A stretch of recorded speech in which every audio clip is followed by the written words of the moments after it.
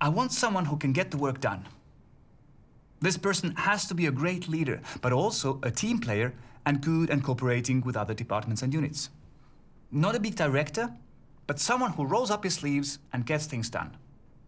Generally, a really highly motivated and trustworthy person. Definitely also self-starting and independent. I don't want anyone who needs daily guidance and orders. An independent person, a leader, and doer. I would assume the person has a degree in business or economics. I think we need someone who has worked in an international environment. As we are a matrix organization, this experience is absolutely necessary. Also, as we use SAP, a person who had used the same software would be preferred. We are a values-based organization, so compliance with our corporate values is a must. And we have an open office policy, which means the candidate has to be comfortable with this.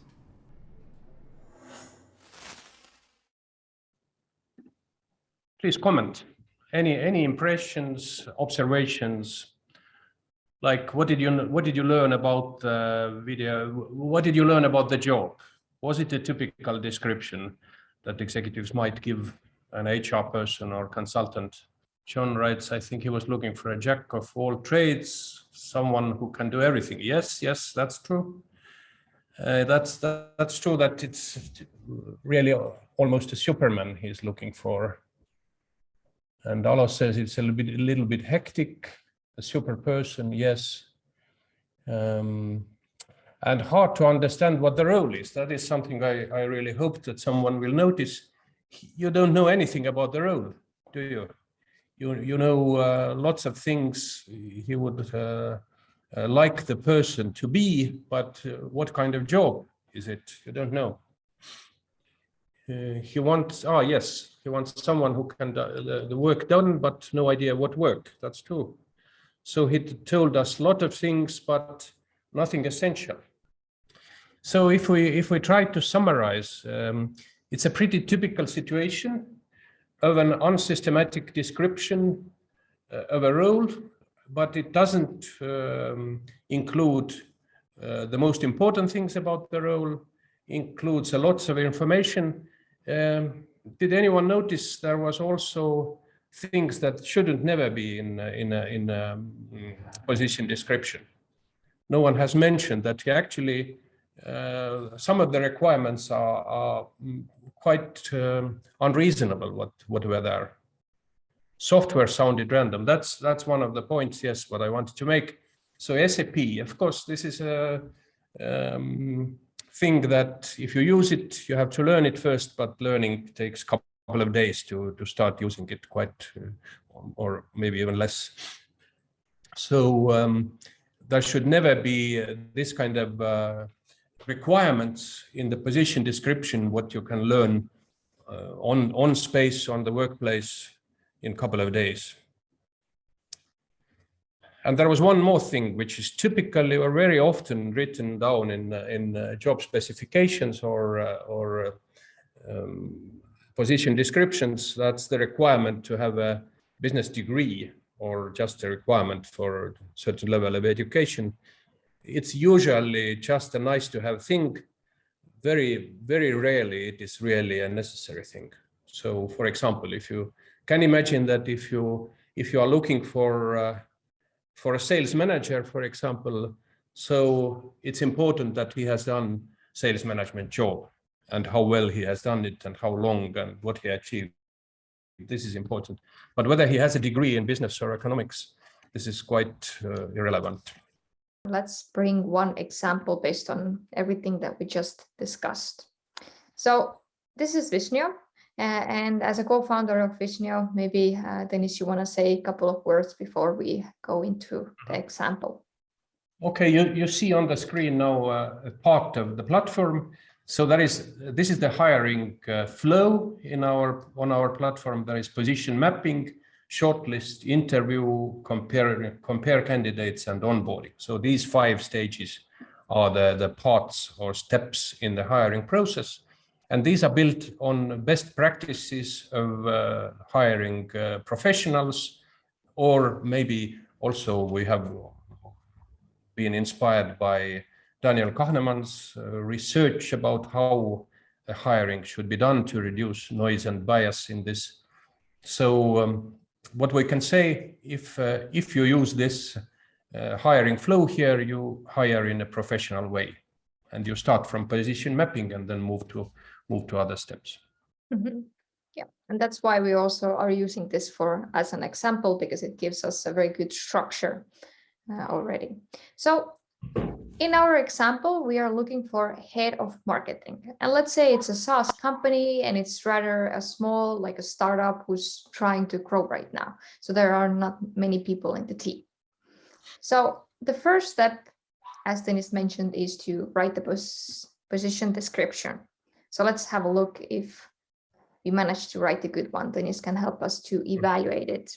So in here, we say that head of marketing responsibilities include developing plans to help to promote our brand, allocating resources to different projects, and growing and developing a high-performing team.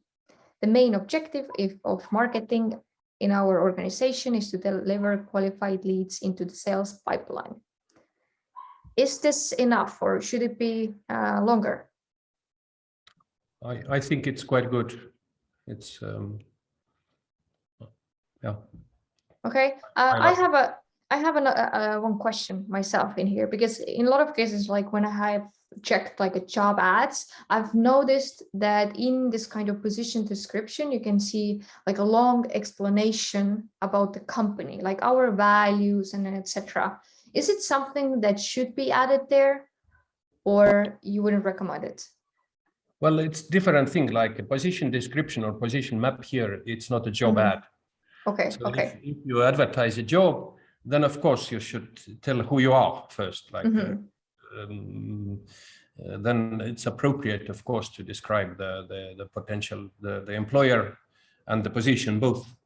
But here on the position map, we don't need to do it. Like it's like in a document for the search, or it might be something a search consultant and hiring manager will do together to agree, be on same page. Okay, super. So here, just a short description of the position. And the main thing is that actually the main thing here is that if the stakeholders are happy with the description, then the description, there is no other requirement here. Okay, okay. Mike is asking, should I use this position description also on the job ad? Yes, if you write a job ad, of course you can use this position description or write it in a slightly different way. But no, I think that if you have a good description, why not use it on a job ad as well, if you do a job ad? So it's like you don't always need a job ad. So actually, in most of the cases when hiring is done, there is no ads involved at all. Okay. Then we click save and move forward. So the next step was having key objectives. So the objectives that help you to basically determine and evaluate if the person has been successful. So I added already a couple. And the first one is about having a clear understanding of the company's target audience, customer segmentation strategies, customer and client personas, and go-to-market strategy to reach the main segments. Okay. Is it a good one? It's okay. It's fine. Okay, the second one, oh, nice, we have a measurement, something that's very, very important, saying that the marketing activities deliver at least 10% month-to-month growth in sales qualified leads. That's good. Even better. Okay, so let's add a third one. Let's think. It's a young company and probably they need to start building up the team as well. So yes, it's going to be the responsibility of the head of marketing. I think we should add something about this. Okay, maybe I have one. Like team leadership experience or experience of leading a team or hiring people or something like this. Okay. Wait. So as an objective, what do you think about this one? It's not measurable, but it has like mentions that the person needs to have this kind of high performing team that consists of copywriter, social media manager, and SEO specialist. hired and onboarded. So it's kind of. I like it in this way, that it's written hired and onboarded. That means that it's not a description of activity, but description of the end result, that these people are in place, they are all the process is done, and they are onboarded as well. So that's a good one. Okay, so you shouldn't write that hire a social media manager, etc. Okay, yes. So you think about the future. So the end result, not the activity. Okay, super. Are we happy with those 3? We can move forward. Yeah. Okay, so 3 and is. Here the criteria, like I mentioned earlier, is that only the hiring manager can say what are the three most important things what this person has to achieve during 1 year. And when he says that these are the 3 things, then these are the right ones. Okay, click save, and we move forward to position requirements. Okay, so can you remind people what the position requirements were about? So these are the things you need to start building a long list, and long list is the prospective candidates you want to target or talk to, whom you want to consider to this role. So the position requirements are like threshold requirements. It's absolutely must-have things what everybody should have, whom you want to consider to this role. So things like being a good communicator, I don't know, getting along with friends, co-workers. Is it something that goes here? No, because being a good communicator, you have to, it's a complicated thing to evaluate. So something like I mentioned, have you had people management responsibility? This is yes or no thing. Or do you speak English? Have you used English as a professional language? This is yes or no thing. You have done it or not. So these kind of things. Okay, so we have the first one, like a proven ability to drive customer acquisition through marketing. So that's good. This is a good example. Usually the first thing you need to include here is certain type of experience. You have to, you look for someone who has done something similar what you need in this role. Okay, because hiring was quite a big topic, like building the team. What do you think if we add something like this? A proven ability to lead a team and recruit high-performing marketing specialists. Yeah, very good. Okay. And the description box is actually good to use to like describe a little bit with the questions, what is exactly what you want to ask and etc. So I add here, like, ask the candidate to describe their team building and management experience, let them describe their professional network and the 3 people they would call if they're hiring into their team today. Okay, looks good. Good. Okay. So we have 2 criteria, and I think we can move on.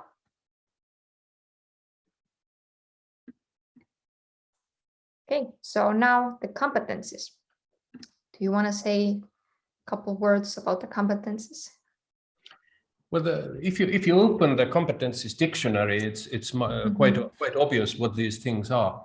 So these are the things which are like clusters of qualities and behavioral patterns, so to say, that help people to be successful in certain roles. And the idea is that we have here like 20-something competencies. They are some are like related to performance management of other people, some are related to self-management, some are related to interpersonal relations, and so on. And how we do this exercise, if you click on one of these, you can also see how is the situation in the team. But so I mentioned that you want every person you bring into a team to strengthen the team. But generally, you can just look at this, and if you find something important, you drag and drop it in the middle, and then you later on think what is more important. It's very intuitive and easy thing to do. Usually, where each manager who sees these things first time, they can start using these kind of cards immediately. Okay, makes sense. It made it like I mentioned, you actually need finally three things, but it's very difficult to select 3 from 20. So we select 9 first, and then think that which ones are more important among these. Okay, so technology. So now we have selected. Now we have selected 9, and now the next step should be like look at the left-hand side to this column and decide whether there was something you skipped, which should be in there. Okay, and based on what should I like choose the what goes here? What would be the best like thing to think about when trying to prioritize? More or less, this is like an intuitive decision, because we assume that the manager who is doing this exercise, that they know their own, or they at least know. Actually, they have said right now what are the objectives for this role. So they have an understanding what kind of person, or maybe they couldn't say it without this help of this framework. So this is exactly what I said, that how an HR person can actually be helpful to the manager he works with, is that providing this framework. It's like a language for description of the successful candidate. Okay. So usually, if you ask a manager now, like, look at this, and you see the 3 must-have competencies here: accountability, business acumen, and attention to detail, and look everything else what you have here. Are these the most important things? And very often they say, well, maybe customer focus should be moved to the first column, or something like this. Okay, I have one tricky question myself. So let's say in this case that we think that like planning and organizing for head of marketing is definitely something they must have, but the team already has a lot of people who are very confident or highly skilled in this. So what should you do? Should you still think that, okay, it's a head of marketing, they need to know how to plan, or you rather move it out of this must-have because the team can help with planning and organizing? Well, there is no clear kind of rule how to decide this. Just for the manager and maybe the consultant involved together to decide what are the priorities here, what are the 3 must-have things. If you click on this, maybe let's show others also, like how this. Here we see that from the 4 members of the team, 3 are highly confident in this planning and organizing competence. So anyway, so we can just think whether this is enough, and the new SaaS manager doesn't need to be so strong in this, because there are already other people who are very good in it. Okay, makes sense. It's now if you press save changes, it will show the document what is generated as well. Yes, so we closed it, and now if I click on print, takes a couple of questions. If you have any questions about what we just did of the example, what we used, and post it in the chat. Yeah, here's the document. Denise, do you want to say a couple of words about it? This is something you just can generate immediately after you have done it. As you see, like, you spend maybe 20 minutes to discuss this rule with the hiring manager, and then you can generate a document which can then be an input to anyone who starts working with building the long list. It might be HR partner or talent acquisition people in the organization, or consultant outside. Anyway, they have like the agreement with the hiring manager about what is it they are looking for. So it's like if we think of the hiring process like a journey, then if you don't have a good position map, then you have no idea what is the end point of the journey. So that means that every point you reach or get to is good enough. Okay, good metaphor. I liked it.